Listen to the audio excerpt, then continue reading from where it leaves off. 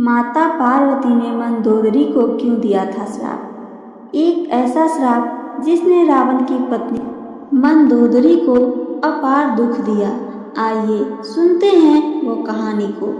त्रेता युग के समय लंका नगरी की रानी मंदोदरी को सब एक आदर्श पत्नी और सती नारी के रूप में जानते हैं, लेकिन बहुत कम लोगों को पता है कि मंदोदरी को स्वयं देवी पार्वती से श्राप मिला था। यह श्राप ही उसके जीवन की पीड़ा और अंततः लंका के पतन का कारण बना। इस कहानी की जड़ें बहुत गहरी है। यह केवल त्रेता युग की नहीं बल्कि सतयुग और कई पूर्व जन्मों से जुड़ी है। आज हम आपको एक ऐसी ही कथा सुनाने जा रहे हैं जिसमें एक स्त्री के तप, प्रेम और श्राप और पीड़ा का समावेश है। यह कथा केवल मंदोदरी की नहीं बल्कि उस स्त्रीत्व की है जिसे देवताओं ने, असुरों ने और खुद भगवान ने भी समझने में भूल की। मंदोदरी का पूर्व जन्म। कहा जाता है कि मंदोदरी रावण की पत्नी बनने से पूर्व अप्सरा हुआ करती थी। उनका नाम था मथुरा। मथुरा स्वर्गलोक की एक अप्सरा थी और अपनी सुंदरता, विनम्रता और भक्ति के लिए जानी जाती थी। एक दिन मथुरा कैलाश पर्वत पर भगवान शिव की आराधना के लिए गई। माता पार्वती उस समय वहां नहीं थी। मथुरा ने भगवान शिव के चरणों में बैठकर तप किया और उनसे वर मांगा कि वह उनके समान पति पाना चाहती है। मथुरा की भक्ति इतनी प्रबल थी कि शिव जी प्रसन्न हो गए। उन्होंने कहा, हे देवी, तुम्हारी तपस्या मुझे प्रसन्न कर गई है, लेकिन मैं विवाहित हूँ और पार्वती मेरी अर्धांगिनी है। मैं तुम्हें वर तो नहीं दे सकता, पर तुम्हें आशीर्वाद देता हूँ कि भविष्य में तुम एक महान तपस्वी राक्षस की पत्नी बनोगी, जिसकी शिव भक्ति से स्वयं त्रिलोक कांप उठेगा। मथुरा को लगा कि यह आशीर्वाद ही उनका वरदान है, लेकिन तभी माता पार्वती लौट आई। पार्वती का क्रोध। माता पार्वती ने मथुरा को शिव के समीप देखा और अप्सरा को छूते हुए। यह दृश्य उन्हें अत्यंत कष्टदायक लगा। देवी पार्वती को यह एक स्त्री की मर्यादा का उल्लंघन प्रतीत हुआ। उन्होंने मथुरा से पूछा, तुम कौन हो जो मेरे स्वामी के समीप इस प्रकार बैठी हो? मथुरा ने पूरी बात बताई, लेकिन माता पार्वती को संदेह हुआ कि मथुरा की मंशा कुछ और थी। अपने सौंदर्य और स्त्रीत्व से उसने शिवजी को मोहित करने का प्रयास किया था। यह विचार उन्हें उद्वेलित कर गया। देवी पार्वती ने क्रोधित होकर कहा, हे अप्सरा, तू स्त्रीत्व की मर्यादा भूल गई है। तू स्त्री होकर भी स्त्रियों की मर्यादा तोड़ती है। मैं तुझे श्राप देती हूँ कि तू अगले जन्म में राक्षसी कुल में जन्म लेगी और तुझे एक ऐसा पति मिलेगा जो अधर्मी, अभिमानी और स्त्रियों का तिरस्कार करने वाला होगा। तू सतीत्व की पीड़ा को भोगेगी, परंतु अंतिम समय तक पतिव्रता कहलाएगी। यह कहकर माता पार्वती वहां से चली गईं। मथुरा शिव के चरणों में गिर पड़ी। हे प्रभु, मैं जानती हूँ कि मैंने कोई पाप नहीं किया, लेकिन अब मैं इस श्राप को भी स्वीकार करती हूँ। कृपया मुझे इतनी शक्ति दीजिए कि मैं आने वाले जन्म में भी अपने धर्म का पालन कर सकूं। राक्षसी के कुल में हुआ जन्म। मथुरा का पुनर्जन्म हुआ दानव की पुत्री के रूप में। मैं दानव, स्वर्ग और असुरलोक का महान शिल्पकार था।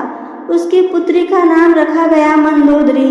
मंदोदरी बचपन से ही सुंदर, बुद्धिमान और धर्मपरायण थी, लेकिन उसमें एक दिव्यता थी, एक शांति जो किसी तपस्विनी की तरह थी। बचपन से ही मंदोदरी भगवान शिव की उपासना करती रही। उसे पूर्व जन्म की बात याद नहीं थी, लेकिन उसका मन सदा शिव में रमा रहता था। रावण से हुआ विवाह। एक दिन रावण, जो लंका का राजा और शिव भक्त था, मैं दानव के यहाँ गया। वहाँ उसकी दृष्टि मंदोदरी पर पड़ी। मंदोदरी की बुद्धिमता, गरिमा और सौंदर्य से रावण अत्यधिक प्रभावित हुआ। रावण ने मंदोदरी से विवाह का प्रस्ताव रखा। मैं दानव और मंदोदरी ने इस विवाह को स्वीकार कर लिया, क्योंकि रावण शिव भक्त था और विद्वान भी। मंदोदरी को लगा कि यह वही शिव भक्त पति है जिसकी बात शिव जी ने पूर्व जन्म में कही थी। एक सती स्त्री का दुख। मंदोदरी ने रावण से विवाह कर लिया, लेकिन शीघ्र ही उसे रावण के स्वभाव का पता चलने लगा। रावण भले ही विद्वान था, परंतु वह अहंकारी, स्त्रीलोलुप और धर्म की सीमाओं को लांघने वाला था। रावण ने अनेक स्त्रियों से संबंध बनाए। उसने जबरदस्ती मंदोदरी के सामने ही कई स्त्रियों को लंका लाया, जिनमें से कुछ तो अपहृत थी। मंदोदरी यह सब देखती रही। वह दुखी थी, पर उसने कभी अपने धर्म से विचलित नहीं किया। रावण के हर पाप को वह रोकना चाहती थी, पर रावण की अंधी सत्ता की भूख के आगे उसकी आवाज दबा दी जाती थी। सीता हरण और मंदोदरी की चेतावनी। जब रावण ने माता सीता का अपहरण किया, तब मंदोदरी ने उसका कड़ा विरोध किया। उसने रावण से कहा, हे स्वामी, यह अपहरण नहीं, आपका विनाश है। आप जिस नारी को हर कर लाए हैं, वह स्वयं लक्ष्मी का रूप है। आप धर्म का नाश कर रहे हैं। अभी भी समय है, माता को सम्मान पूर्वक लौटाइए। परंतु रावण ने मंदोदरी की बात नहीं मानी। यह वही क्षण था जब मंदोदरी ने अपने हृदय में तीव्र पीड़ा अनुभव की। उसने भगवान शिव से प्रार्थना की, हे नाथ, क्या यह वही पति है जिसकी आपने भविष्यवाणी की थी? क्या यह वही जीवन है जिसकी परिणति आप जानते थे? मंदोदरी को धीरे धीरे अपना पूर्व जन्म स्मरण होने लगा। श्राप की पूर्णता। लंका युद्ध हुआ। राम ने रावण का वध किया। मंदोदरी विधवा हो गई। अपने पति की चिता के सामने बैठकर वह फूट फूट कर रोने लगी। हे प्रभु, मैं जानती हूँ कि आपने रावण को दंड दिया, लेकिन मेरे सतीत्व, मेरे प्रेम का क्या? क्या स्त्री का भाग्य इतना ही होता है? तभी आकाशवाणी हुई, हे मंदोदरी, यह तेरे पूर्व जन्म का श्राप था।